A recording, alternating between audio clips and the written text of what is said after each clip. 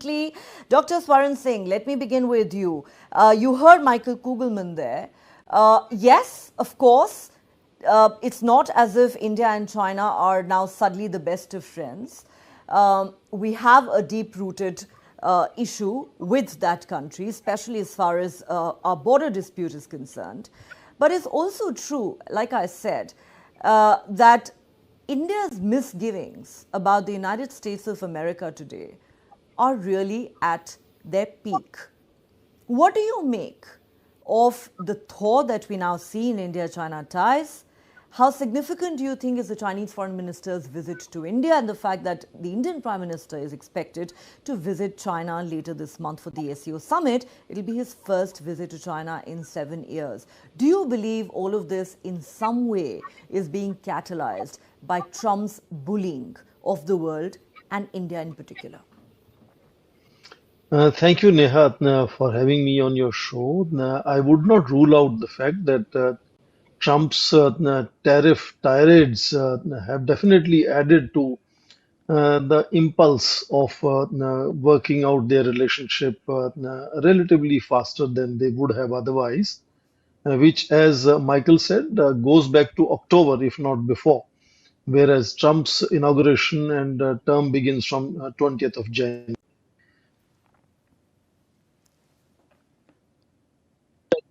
Sometimes Western countries and experts there do not fully understand how India and China are able to connect with each other. For example, you have seen how in Ukraine war, United States had burnt all its bridges. I mean, they were only looking at how to fight war with Russia, and absolutely no efforts being made to explore peace until this summit meeting that you mentioned in your opening remarks. Now compare this with China and India, which at the peak of border tensions following Galwan incidents in June of 2020 were witnessing their trade constantly going up.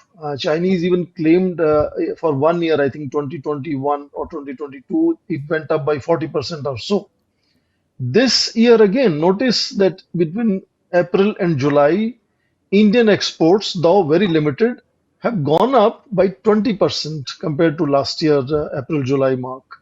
So India and China are able to calibrate their complex relationship continuously like a mosaic with multiple colors moving simultaneously. Now, in that, therefore, important to understand that Trump's tariffs mark only one limited stimuli and cannot define or redefine India-China relations, which I agree with you will have enormous concerns. You heard both Dr. Jaishankar now in his meeting with the Wang Yi yesterday and earlier in July in Beijing. He openly, publicly said that India has concerns that he often shares with Chinese leaders, and they need to be addressed. That is, there is no doubt. Both these are largest population countries, extremely rapidly transforming societies and economies. China, of course, is 6 times bigger economy and has bigger axe to grind with the United States because of that, but their momentum is going to always be piecemeal and not in a super speed kind of transformation from either being adversary or being partner in that sense. Indeed, I'm saying partnerships and contestations and confrontations will continuously move all the time simultaneously. The current flavor or the flair, it seems to be one of gradually thawing of the relationship, which is noticing that they are both trying to work out a whole new chapter of mutual confidence building exercise. They have both sides started several piecemeal initiatives which will fructify over a period of time. And therefore, I think there is a new mood in the relationship in which whether Trump's tariffs, let's say, reduce tomorrow and how much impact they will have to this India's and China's excitement to work together will have a limited bandwidth. But that is a factor for sure, but not something that completely defines how India deals with China or how China deals with India. They see themselves as partners in one point in time in one sector. They see themselves competing in point in time in another sector. And I think that unique mosaic kind of relationship Chinese and Indians have come to understand and they have come to live with it, and I think that is what makes it always possible that their skirmishes, their angers, their violent face-offs are still very, very limited all the time. It's every life is important, but despite having world's longest disputed boundary on the planet, they have, I think, managed it fairly well. They have not resolved it as of now. But it's a unique relationship, and I think that is something that I always wish to underline. All right. Trump cannot come to terms with the fact that the American empire is in decline. And it's interesting you say that the kind of treatment that he has meted out to India can't be only on account of India denying him a nomination for a Nobel Peace Prize. But then what you say about BRICS is interesting. So let me take this to Dr. Swaran Singh. Dr. Singh, let's talk about BRICS and let's talk about RIC. Einar Tangen says BRICS is what keeps Trump up at night. We know that BRICS is a huge red rag as far as Trump is concerned. He sees it as nothing but an anti-America alliance, which stands for only de-dollarization.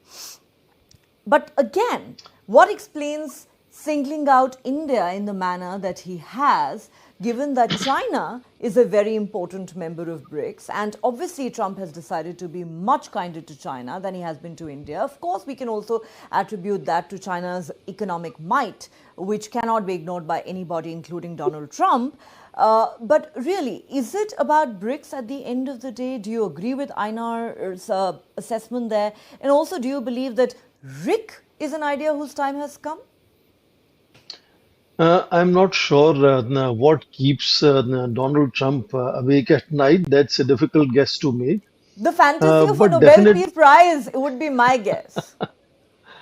but definitely, Neha, what is true is that if you look around the world, BRICS has emerged as a new kid on the block, the most exciting kind of an arrangement, which fits in the bill when the world is getting fatigued by the post-World War II arrangements for global governance, whether it is Bretton Woods or it is United Nations or it is other whole set of multilateral bodies that we have, which have created whole sorts of difficulties at global level, whether it is climate change or it is terrorism or it is pandemics or it is refugees and movement of population, secured uneven development and so on.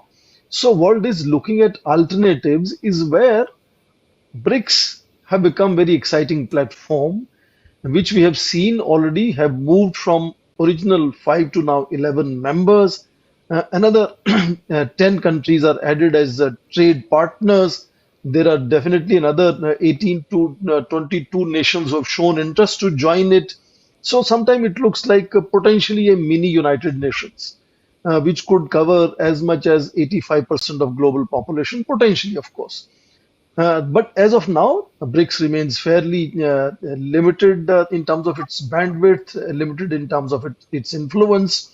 The United States definitely is world's largest economy, very very powerful military-industrial complex, and so on. Very innovative and leader in several sectors in technology. Second point is that within BRICS, again, there are disjunctions that continue. And for example, China alone, has an economy which is bigger than rest of the BRICS combined, which brings China enormous influence, but also brings in a certain amount of skepticism among other members. I would not say India doesn't have that kind of skepticism as to where Chinese would like to take BRICS in coming times, use it as a platform for their Belt and Road Initiative, use it as a platform to emerge as a leader for global South and so on. In that sense, size creates a certain, issues and challenges within BRICS. And that is also something that Trump realizes. Now, the fundamental thing why Trump has separated Russia and India to punish them and be relatively, sort of easy on China is simple because, as you mentioned yourself, the economic heft of China today is almost matching United States. You can identify between 2 or to 3 dozen now sectors in technology where China is showcasing lead over United States. So what is the lesson for United States?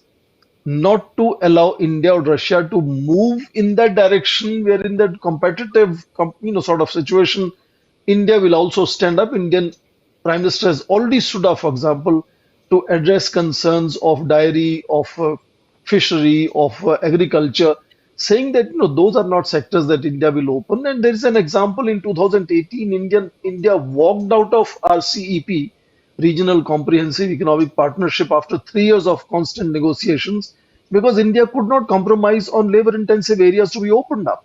So that is the concern Trump has, other than his being miffed with India not recognizing his claims 3 dozen times of mediation, etc., etc. The real concern that he has is 133% of debt over GDP that United States has, nearly $1 trillion trade deficit that United States has, compared to the Chinese, for example, who are nearly $1 trillion surplus in their trade around the world. So those are serious things that keep Trump awake at night is how I will look at it. And then in BRICS, he's showcasing that anxiety and anger as to why these countries are coming together. Definitely, we in India believe that Chinese and to some extent Russians want to, create that hype of de-dollarization. India doesn't believe in de-dollarization. Even euro could not achieve de-dollarization. I don't think a BRICS currency can achieve de-dollarization. Dollar is dominant even now, despite a gradual decline. Still, 88% of global trade is in dollar. 59% of global foreign exchange reserves are in dollar. So India has emerged over a period of time as a voice of sanity and restraint. We want to expand use of local currencies in BRICS, but at the same time, India is also sitting in quadrilateral security framework where India doesn't want to allow anti-China tirades, and again wants to play that. That I think it's very civilizational to play that golden mean, and restraint and sanity is how India today sits in both Quad and in BRICS in that sense. But Trump's anxieties are driven by those economic trends that are making acceleration in that relative decline of United States. And BRICS looks like an easy target to sort of criticize. India, Russia look like easy targets to sort of slap tariffs and sanctions. China is a different ball game altogether, and I think those are issues that are complicating the relationship. All right. And he was actually showing off 4 more years merchandise to the European leaders who were at the White House to hold talks about ending the Russia-Ukraine war. But that apart, Dr. Swaran Singh, I'm sure you want to reply to the points that Einar Tangen has made, including the one where he said that, if you could just spell out for us how you think India needs to deal with this United States problem, given that it is largely an asymmetrical relationship. Also, very quickly for our viewers, I want to mention here that Prime Minister Narendra Modi has put out a tweet saying, and I quote, "Glad to meet the Foreign Minister of China, Wang Yi, since my meeting with President Xi in Kazan last year. India-China relations have made steady progress, guided by respect for each other's interests and sensitivities. I look forward to our next meeting in Tianjin on the sidelines of the SCO summit. Stable, predictable, constructive ties between India and China will contribute significantly to regional as well as global peace and prosperity." Dr. Swaran Singh, your thoughts on what the Prime Minister has tweeted, and then, of course, you can respond to Mr. Tangen. I think it's a very significant meeting that happened between Wang Yi, who's a very senior leader, Politburo member, and Prime Minister of India. And the fact that he tweeted on it soon after the meeting is a very, very, I think, positive sign of which way the relationship is going. And the fact that we are all expecting a possible bilateral between President Xi Jinping and Prime Minister Modi. And whenever these, national leaders meet, there is always a possibility of a couple of major announcements to be made, and we are looking forward to that as a possibility also. So in that sense, yes, it is showcasing increasing synergization of relationship on both sides. And we are all in agreement that Trump's tariffs definitely have contributed to it. We have seen both Wang Yi and the Chinese ambassador in Delhi using the word bullying as a Oh, threat yes. to global stability, and how India and China must work together to ensure that global stability and so on. But let me come back to the question of how will India deal with the United States. Two ways one can answer this question. One, let us look at how the world is dealing with with President Donald Trump. Neha, you just mentioned half a dozen European leaders lining up into the White House today to accompany President Zelensky, fearing that otherwise President Trump could, somehow force Zelensky to agree on things that could be counterproductive for their own security in future, could embolden Russia, and so on. But most of the world leaders, you have noticed, even when President Trump makes a direct personal aspersions and very crude comments, we have not seen world leaders responding in the same language or taking a confrontationist approach. Chinese have been the one who have stood up, almost edging on confrontation, but not even confronting.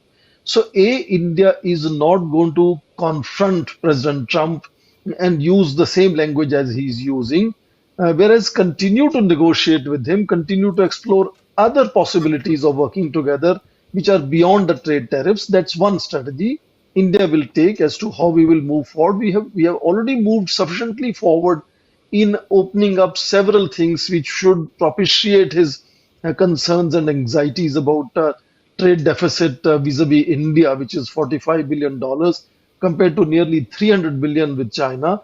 So India has, from the very beginning, the fact that in February Indian Prime Minister went and saw him, Indian Foreign Minister was there at the inauguration itself. Indian budget shows a certain relief in tariffs, etc., etc. India has followed the trend that world is following. That's one way of looking at it. Second way of looking at it, this is not the first time when India and United States have got into trouble with each other. Archival research now shows what was happening between President Nixon and Prime Minister Mrs. Indira Gandhi, the kind of language at that time that was used to describe her and so on. She stood her, sort of point of view strongly, and we saw what happened. More recently, in 1998, India again conducted nuclear tests, and the total freeze of relationship that followed. It took 14 rounds of dialogues between Jaswant Singh and Stop Talbot, piecemeal approach. And I think Chinese also have a very piecemeal approach and indirect approach to deal with major concerns at global level. And therefore, I think it's interesting to see that India is not in a hurry to resolve these issues. It will take its own time, and over a period of Okay. time, it will happen. Let me quickly mention now the RIC issue. RIC, if you remember, started in early 1990s, Primakov's idea as he was flying out of Delhi in 1990. Russia needs RIC because China and India, as second largest and fourth largest economies, if they are seen endorsing and standing with Putin, his global stature is assured. Otherwise, it's a 1.8 trillion economy. It's a very small economy otherwise. And the fact that entire Western world is pushing him to the wall, it is very important for Russia to revive RIC. China is also excited because China wants to keep Russia on its side, and Russia and China have similar views on various global issues. In many, many cases, India also, along with Russia and China, have similar views on how global challenges have to be addressed and understood. India now, given these trade tariffs, would be relatively at comfort in letting the narrative of RIC move forward. And we could see this meeting happening in Tianjin at end of this month between Putin, Xi President Jinping, Putin will and be Indian there Prime too. Minister. Yes, absolutely. Yes, the three could at least give some kind of illusion that RIC is coming back into action. But again, India's approach will be restrained, is how I see it. Okay, so let me